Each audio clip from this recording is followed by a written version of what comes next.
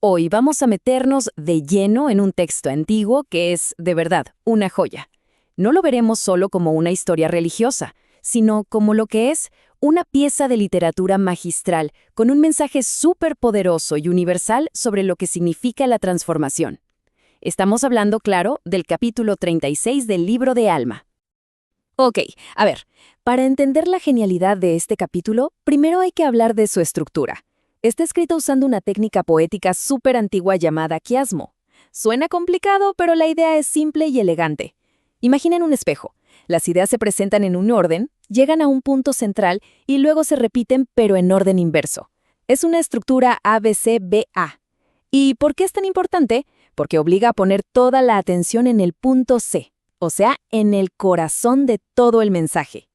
Y bueno, para ver cómo funciona esto, la historia nos lleva primero en un viaje, pero hacia abajo, hacia la oscuridad.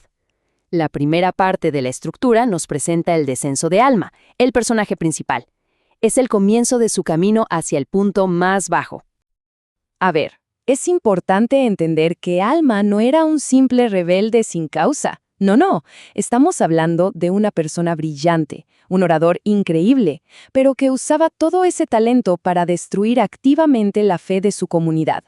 Su oposición era deliberada, inteligente y, la verdad, muy efectiva. Y justo cuando parece que nada puede detener su camino de destrucción, ¡pum!, ocurre algo extraordinario. Una intervención divina que, y esto es clave, no busca forzarlo a creer. Su objetivo principal parece ser otro, simplemente poner un alto al daño tan grande que estaba causando. Y con esto llegamos justo al centro del quiasmo, al corazón de la estructura y de la historia misma.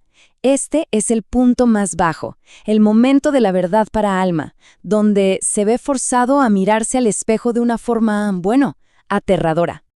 Es aquí donde se enfrenta a todo, a la totalidad de sus acciones, a la magnitud real del daño que provocó. Y el tormento, según sus propias palabras, es indescriptible.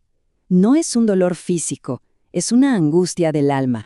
Y esa angustia lo lleva a un punto de quiebre total, una desesperación tan profunda, que su único deseo es desaparecer, dejar de existir.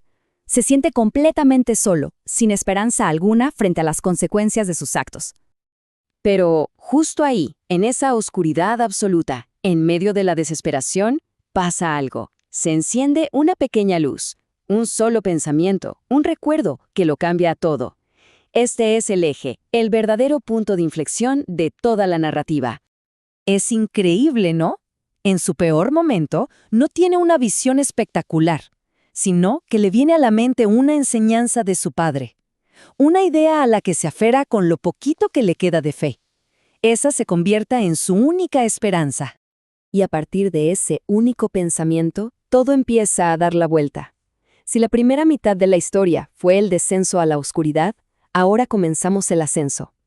Es la otra cara del espejo, el viaje de regreso a la luz, reflejando perfectamente cada paso del camino de ida.